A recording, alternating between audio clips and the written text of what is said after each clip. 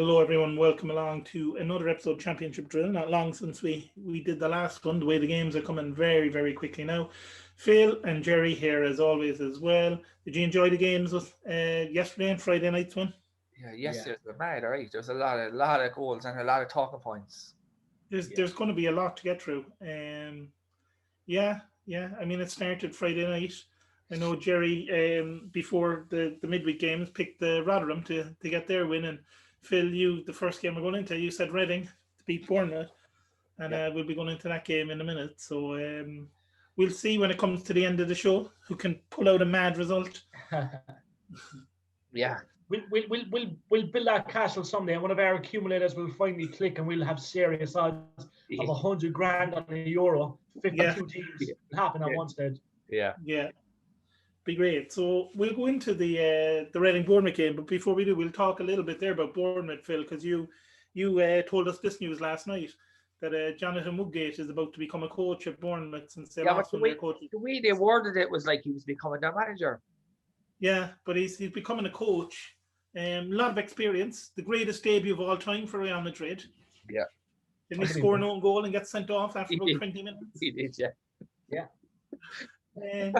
A lot of experience. He's surely going to be, he's managed as well. So he's surely going to be a good addition to that backroom team. I think this is the best thing for him. I don't think being a manager is his thing. Yeah, being a coach and see how it goes. Yeah.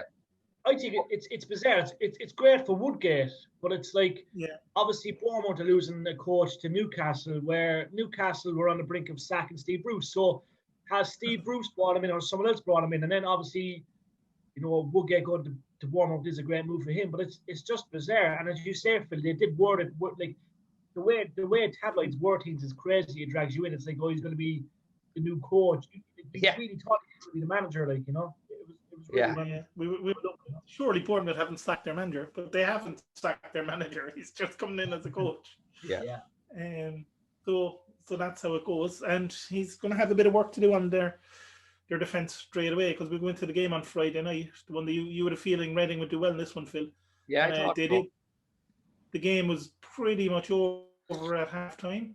The goals were really, really bad. Yeah, they weren't the best defending. Laurent, McIntyre and Zhao, and it was 3-0 Reading at half-time. The game was pretty much over. Yeah. I know Tyndall made some changes at half-time for Bournemouth. He brought on Brooks, Wilshere and Smith. Better in the second half. Stanislas got a goal with 5 minutes to go. And it seemed almost like they could come back for a minute. The keeper had to make a couple of saves. Yeah. But Reading saw it out in the end. But it wasn't a great display from Bournemouth overall. No. And it was one of those. Remember, Reading at the start of the season had some crazy conversion rate. Yeah. Where it seemed like every time they hit a shot, it went in. Yeah. Like up around 80% or something of their shots on target were goals. It was a bit like that in the first half the other night. Yeah. Where it seemed like they had a shot, it went in. Yeah. What impressed you guys about this display from them? I just think how bad Bournemouth were. Yeah. I just think, it's that there was that factor, and the fact that Reading have kept it going still. Like, they have so many critics, and they keep winning every week. You know what I mean? It's they've really kind of kept it up. So, you know what I mean? It's a shock to see them do so well this season, in the sense they've beaten a lot of the big teams as well. Like, they don't really fare anyone. Like, will they be they'll be really disappointed if they don't make the playoffs, Reading, with the start they've had to the season. I mean, there's about 25, 26 games gone, depending on what team you are. Yeah. 24 for a few. So they've got about 20 odd games to go. They'll be very disappointed if they don't pick up one of those spots in the playoffs, I'd say. And a big win too, I suppose, because Bournemouth are one of those other teams chasing a playoff spot. Yeah. But the thing is, Bournemouth now are Blackburn are only 3 points behind them. Yeah. And they're on a run. And I do fancy one of the teams in the top 6 to drop out, like I said in the last show. But that always happens. Yeah, I think over the years it's always something that will happen. But as Phil said, Blackburn are creeping up. Yeah. Brentford, they're kind of hitting hell for leather again. Interesting. Then there was the game that we thought might be a good one on the afternoon on Saturday. It wasn't the greatest game of all time. It was Norwich 0, Middlesbrough 0. It was pretty close. Borough defended really well, and they kind of tried to hit Norwich on the break a few times. Didn't really come to much. Yeah. It was one of these where Norwich have won, I don't know, something ridiculous. Something like 13 out of 15 wins by 1 goal or something. And it felt like they were going to sneak a 1-0 win here again. Yeah. Till Beneda was sent off for... it was ridiculous. I don't know how he was sent off, to be honest. Well, it was more like Saville fouled him. Yeah, and it was Saville's reaction. And then the ref played the advantage.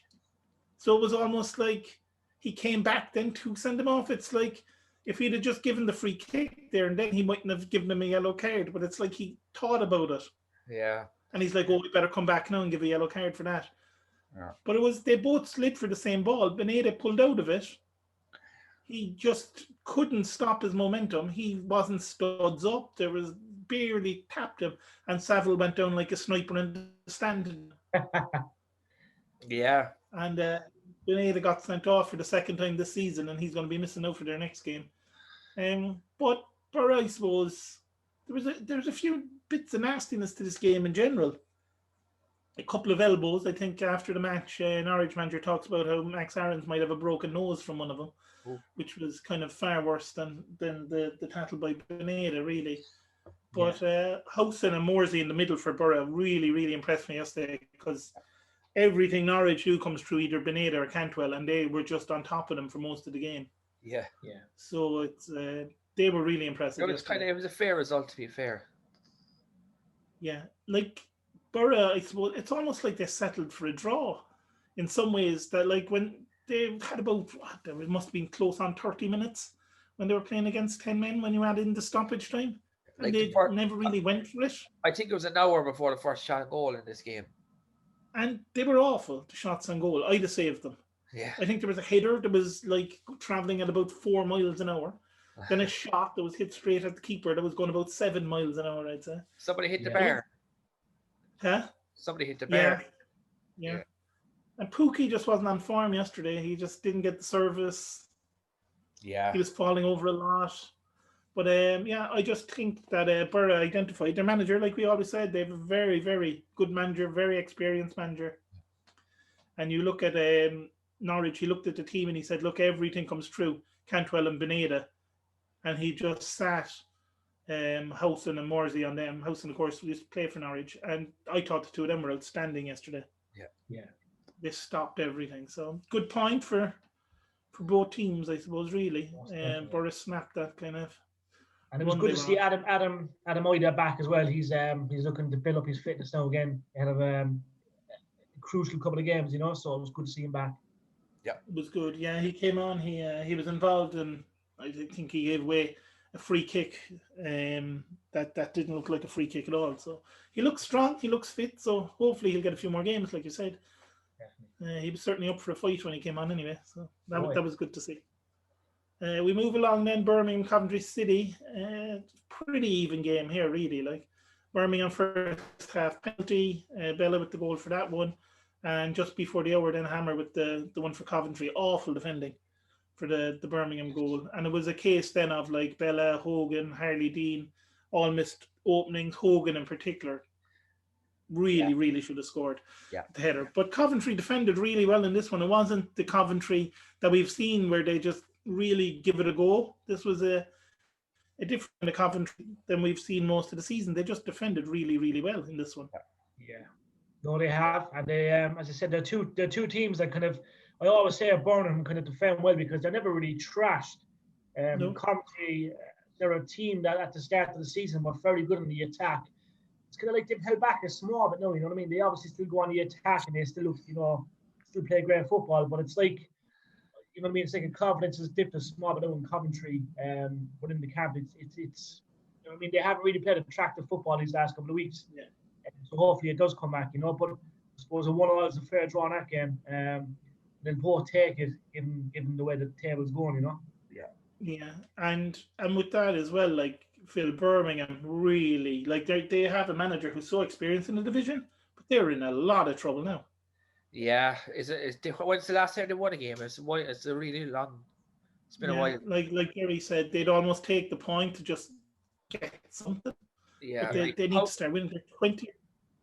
How close are they to the bottom? Are they like only 2 or 3 points? 20th. Yeah. They're 28, and Rotherham have games in hand. Yeah, so yeah, they're in big trouble. Coventry, good draw for them because they're 17th and they're 3 points better off than Birmingham. So, it's just it was a point for Coventry. It would be sad to see them go down. It would be, but they Yeah. have to start winning games. Yeah. Because we've seen the form Rotherham are in. Yeah. Other than yesterday, they weren't at their best, but there's no spark there, Steve. You know what I mean? It's they're a big club. There's no spark. There's no superstar within the club. Like, you know what I mean? That's concerning. I know they still have the lad to Dortmund. They were retired his number. Like, there's no superstar. There's no household name within that club, and that's no disrespect. I'm sitting here now in an office, talking absolute nonsense because I dream of playing the Championship or the Premier League. But like, you know what I mean? It just seems to be a club that they want to pawn off. You know what I mean? It's you see great clubs like Bolt and all these great clubs that, once upon a time there was something. But it's just, Birmingham City are a huge club, great city, one of the biggest cities in England.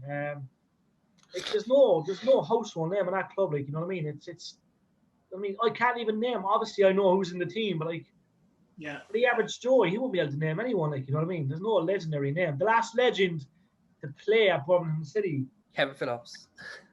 I mean, I can't even remember. Like, I think Lee Boyer played for Birmingham at one stage. Like, you know what I mean? But that's where you're coming from. Like, you know what I mean? It's bizarre. It's bizarre. I just hope they stay up. But I think they're in big trouble because Rotherham are looking good, lads. Yeah. And I believe they'll tip them. I think with players coming back like Ogden Benny and all these lads, I think Rotherham look younger. They look more hungrier. And Birmingham just, it's like they'll say, whatever's going to happen is going to happen. If we get relegated, we get relegated. That's the way it seems, Yeah, I mean, the manager must be under pressure, huge pressure, because his reputation is on the line here as well. Yeah, it's great manager, as you say, Steve. Like, the manager is top notch. You know what I mean? I know. I think Gary Monk was there at some stage as well. But like, they're just, you know what I mean? They're a huge city, big club. Obviously, Villa or you know what I mean? People will claim Villa had a team in Birmingham, like, you know what I mean? But it's just, I mean, there's no key players whatsoever. They haven't really been good in the market. They haven't really, you know what I mean, looked at bringing players in on loan the way they should have. It's a shock, and it's hard to see it. I have a soft spot for Birmingham because I was, as a young child, I was always there. But yeah, I don't know. I think they're in trouble. I think they might go down. They're real trouble. We move on into a team like we talked about earlier that are on the rise. Blackburn, 1-0 win yesterday over Luton, which was a great win because, like we said, if Blackburn want to make the top six, these are games you have to win. That other teams might draw because Luton are very, very hard to beat at the moment. Oh yeah, really, really hard. And they look good. Like early on, Armstrong looked like he was going to get a goal. And a great, I love a defender that puts in a last-ditch challenge. And Sonny Bradley stopped him before he could pull the trigger. It was really good. Dolan had a few efforts, and he's been quiet kind of the last few weeks for Blackburn. But Armstrong then, with 5 minutes left, kind of a set-piece routine, Holtby to Gallagher, who headed it back to Armstrong, who fired in. Luton didn't create a lot, but they had a goal disallowed at the end. Again, one of these tight offside calls. Very close. It was really close. And we seem to be seeing them every week. So Blackburn, they're 8 now, 3 points behind Bournemouth, like we said. Luton, defended well. They're 13th, 10 points clear relegation. They'll be happy enough with where they are at the moment, Luton. Oh yeah. I think when you look at the table and look at the way things have gone, I really do fancy Blackburn to make that top 6. And I think if it came to them semi-final playoffs between 3, 4, 5, and 6, I think Blackburn would switch it on at Wembley, lads. I generally believe the likes of Harvey Elliott, Armstrong, Dolan, these fellas will switch it on in a playoff, semi-final and final.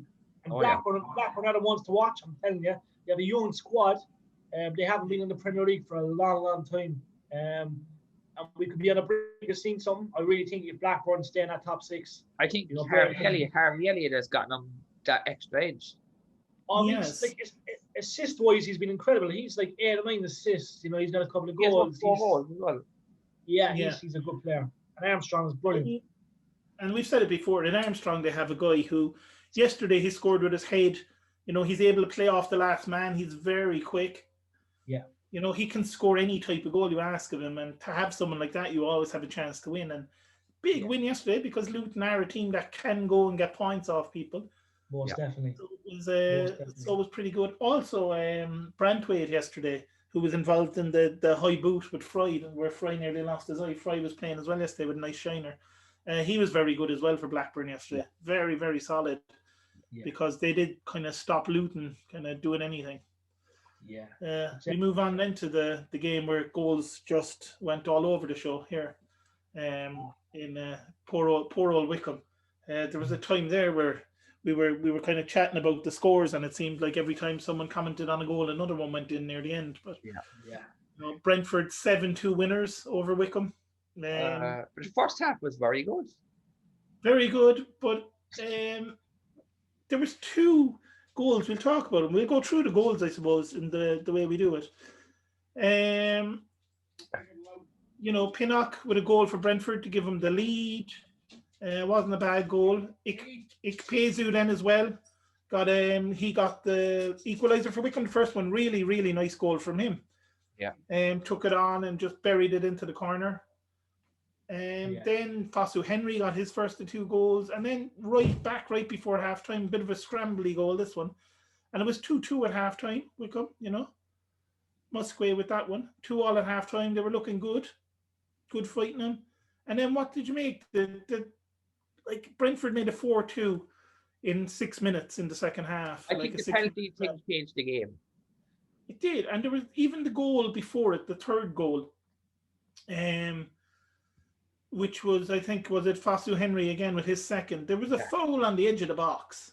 Yeah, it was that possibly should have been a free out to Wickham. Yeah. And then the penalty, like you said, where the defender looked like he was clearing the ball and the forward just jumped in front of him. I still don't see how it was a penalty. Yeah. So 2 kind of iffy refereeing calls. And that changed the game. I think the penalty decision killed them. Yeah, and they were 4-2 down then, and that was it. And then, worryingly, because of the same thing happened to Spurs at the Spurs game where they left in 3 goals in the last few minutes. Yeah. They left in 3 goals again the last 10 minutes here. Tony was offside, was he? Tony De Silva. Tony looked a mile offside. Yeah, he did. But it's one of those where you've got to worry about Wickham's form at the moment, the amount of goals they're leaving in, especially late.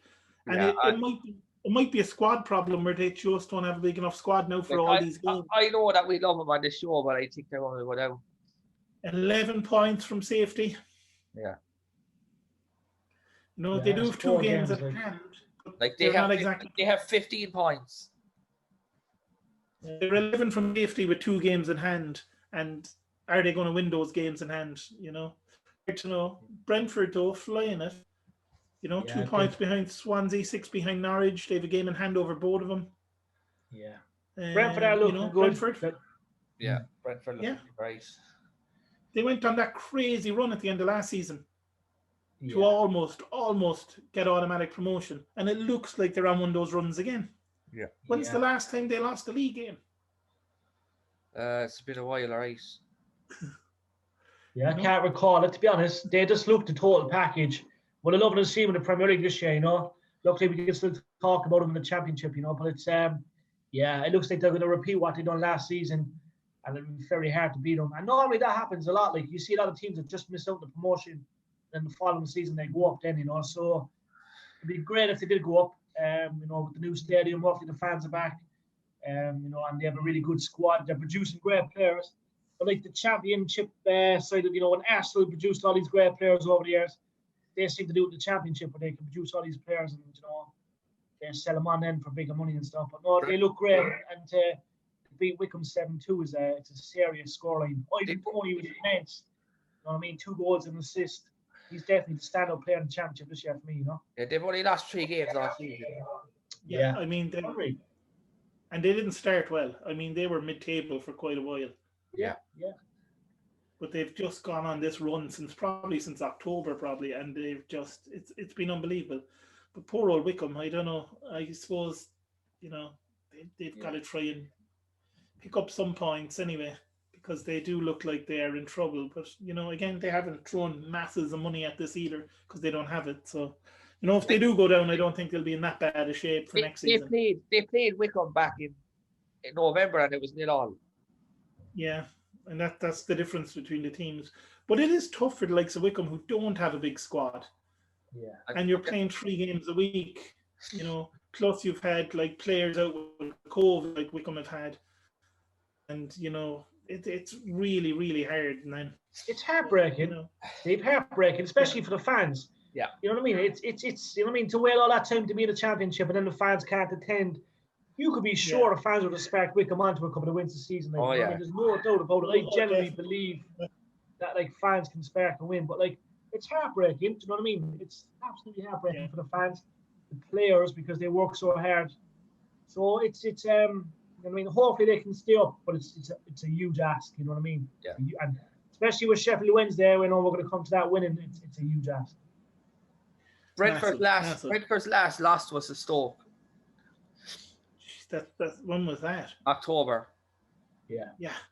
I just thought it was October, right? Last time they lost. Yeah. They're destined to go up.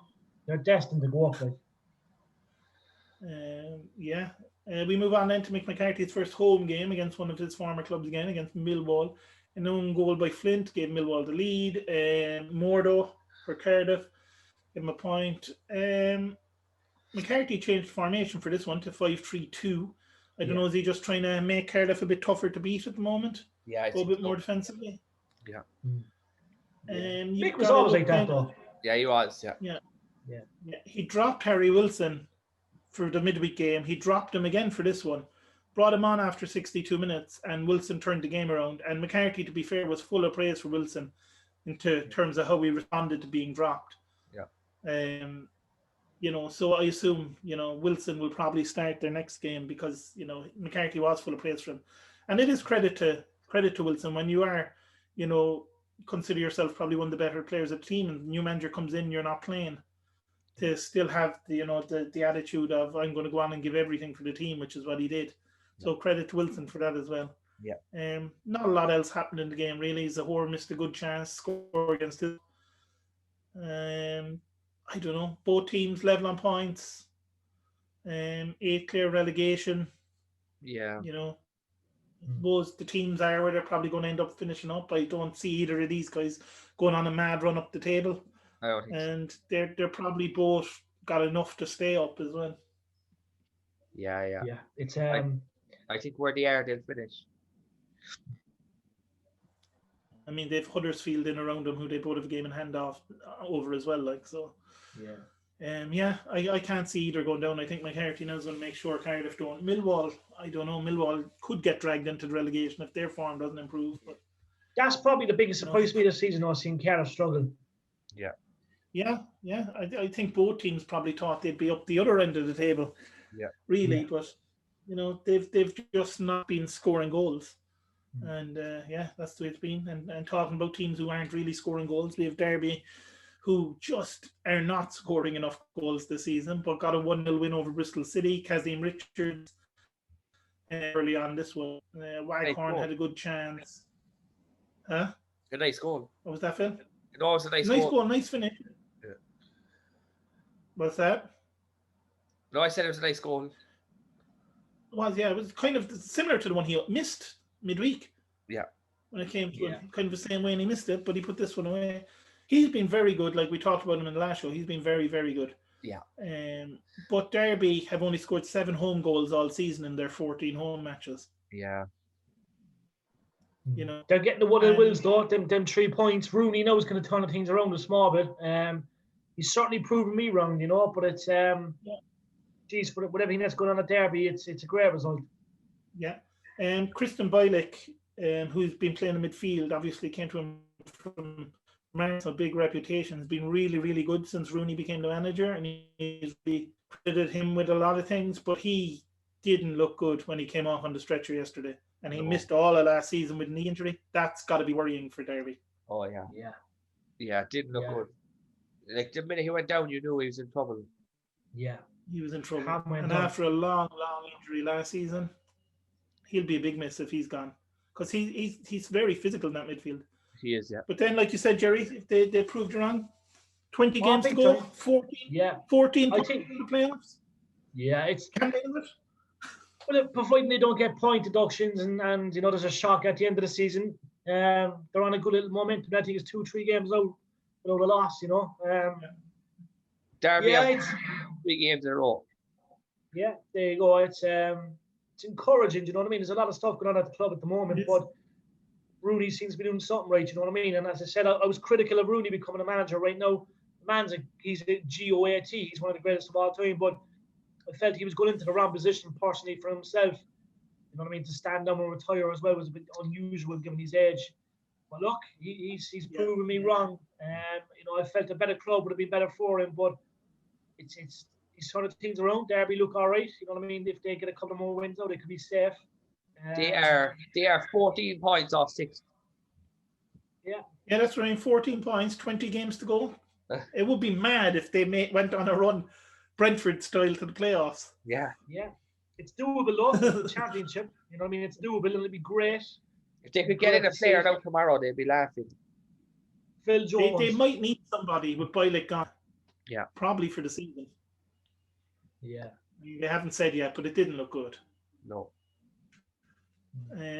We'll move along to Stoke, a team who are trying to as well. They just can't seem to crack into that top 6 either, and have been drawing a lot of games lately. I think it was this their draw in their last 4 games. Yeah. It wasn't great. Is worrying if they want to make top 6. Huddersfield won, Stoke won. Wasn't great. It's very similar to Huddersfield during the week, where they just making chances and can't take them. You know, yeah. Vila hit a shot, massive deflection off Obi McKell, really, to go in, and then Naby Sarr with a ridiculous challenge. Yeah, I don't know what he was thinking. Fletcher took it from the spot, 1-1.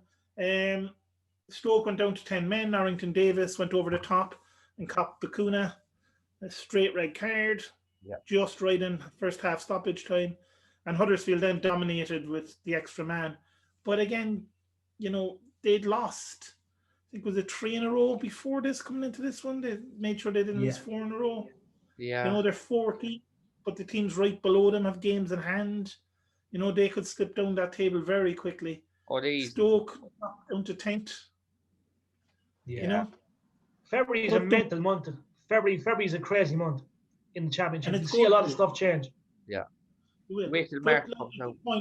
Good point for Stoke, considering they were down to 10 men for the entire second half. Brilliant. That's like a win. But Huddersfield, no, they lost midweek in a game they dominated. They drew this one in a game they dominated. So they're not even picking up points when they're playing really well. They had 18 shots a goal. Yeah, they could be in a lot of trouble if their form takes a dip, because they're playing well and still not getting points. Yeah. Again, they don't have that Adam Armstrong in the team, and that seems to be the problem for them. That's the issue, you know? And you need that. We move on into a game that it was awful, really. Yeah, it wasn't good. Forest 0, Barnsley 0. Forest probably had the better chances, but they weren't hitting the target with them. Yeah, the thing is, Chris Hughton, they're on a run a little bit. They haven't lost in ages. Yeah, he made 7 changes from the cup side that were absolutely hammered. Yeah. Koronvinic, who's on loan from Benfica, looked really, really good on his debut. Yeah. He set up. He looked very, very good. Yeah. He put Knockout through for one chance, who then squared it for Rami Obi, who just dragged his shot wide. Then Knockout was about 3 yards out when he put one wide. Yeah. I don't know. Forest looked. Yeah. You know, they didn't take their chances. Barnsley probably should have had a penalty, though. Yeah.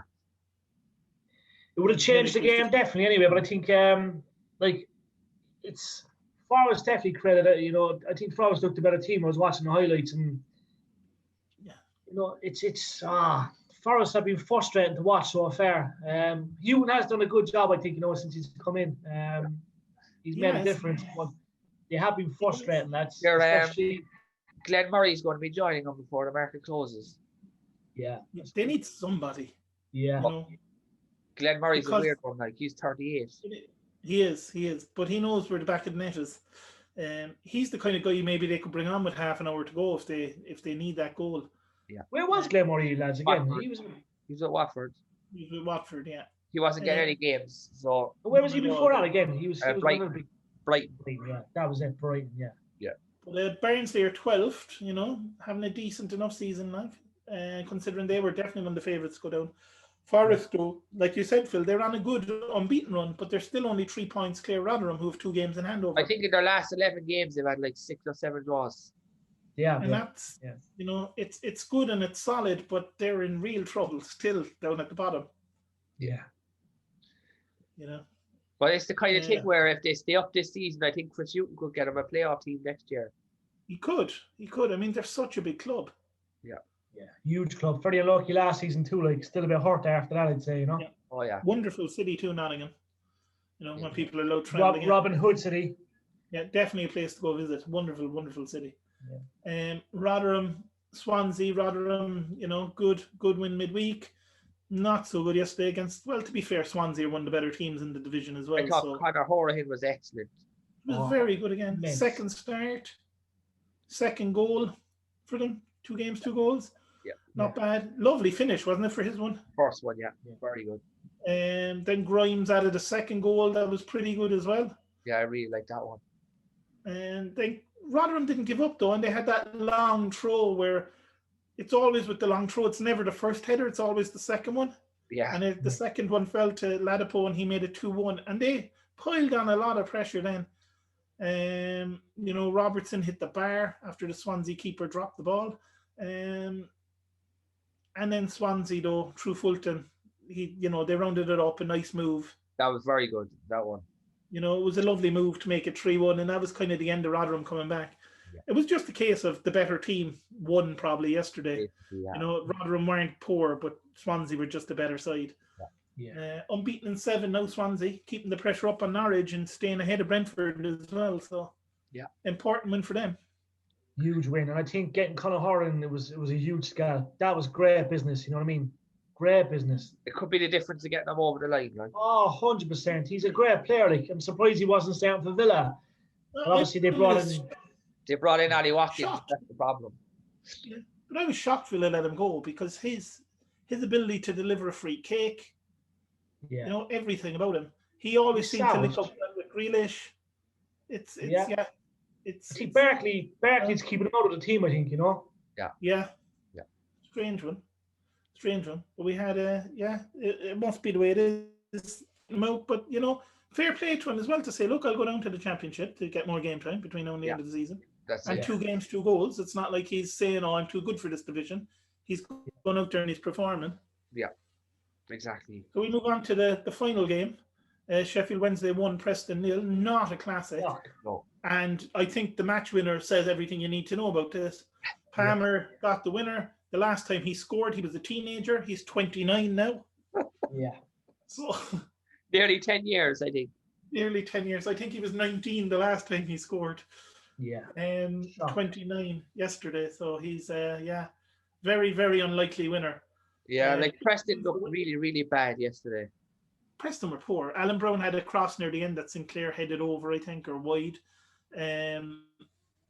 You know, Everson saved. Bannon had a good shot for Everson saved it, but Preston were awful.